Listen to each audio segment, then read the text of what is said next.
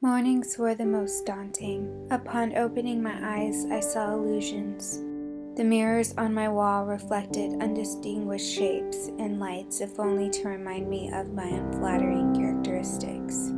Mother awoke me on one occasion before the summer solstice ball, bringing to me small gifts and remedies to aid with the imperfections and colorings brought on by a fever that had overcome me early in the week that were indubitably challenging to hide. At my vanity table, I tied my hair loosely away from my face and examined my features. To provoke a pale and perfect complexion, I was to use a tonic which contained ammonia. Mother told me that my freckles were too commonplace to attract a proper suitor. This tonic was to keep my face pale. I used a small face brush to disperse of it. The fragrance gave me a light headache and burnt my skin. However, my disposition and good humor were to remain high, for perchance my skin conditions would worsen by fault of my unamiable virtues. Softening my skin using a cream brought some relief to the burning. I later learned that this cream contained mercury, which helped to lighten imperfections.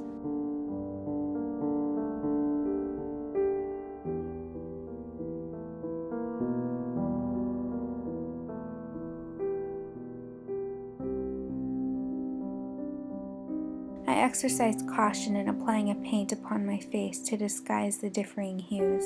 Mother warned of high society's expectations of a proper young woman. I would not be offered social forgiveness were it known that I had painted my face. I discovered that combining paint with rice powder and water made my paint undetectable when I applied with a face brush.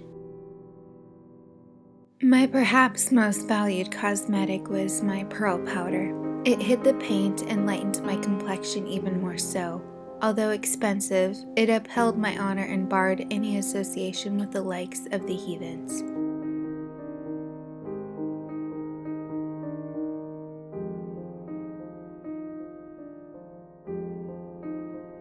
I also enhanced my mouth with tinctures of carmine dye and applied it to my lips. Upon taking up the consumption of arsenic wafers, my natural rosy hues lightened along with my complexion to my disparagement. Being merry with my eyes encouraged gentlemen suitors into a cordial flirtation. I carefully combed beeswax through my lashes and then used a lead powder atop to darken and contrast my whites. I much preferred this over cleansing drops of lemon, which was always unimaginably painful.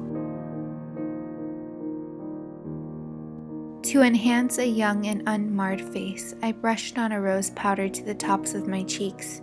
However, on social days, I added a rose and carmine concoction to brighten my face. Sometimes the dye was too bright, so I subdued it with more pearl powder.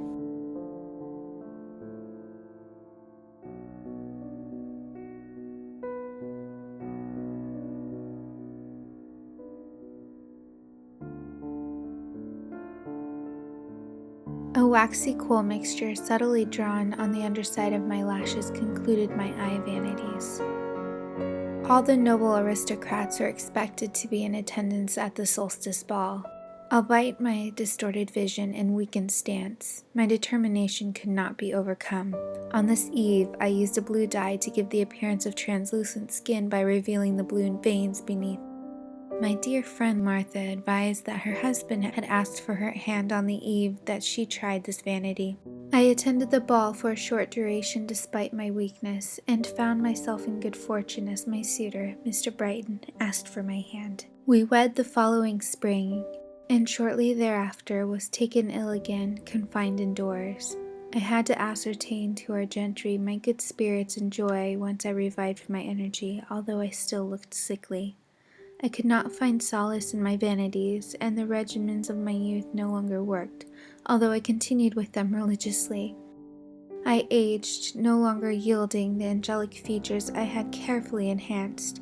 I felt weak, and my fainting spells were far more frequent. Eventually consumption crept into our manor. When I came down, I had a remarkable turn in complexion, and was pleased. But it wasn't long after that the disease took my dearly beloved from us. We covered every mirror as customary, blocking his soul from being caught in between worlds, confined with my vanity. I entered mourning, promising to keep my vanity far gone, with veiled mirrors in my hidden face.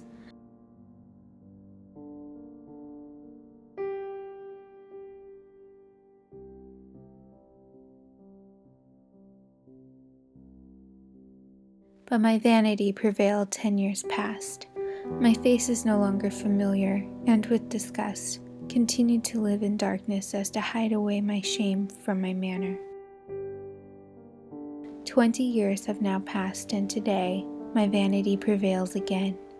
I removed my veil to look upon my face. I am a great lady in mourning, and I forever grieve for my beloved and for my lost youth.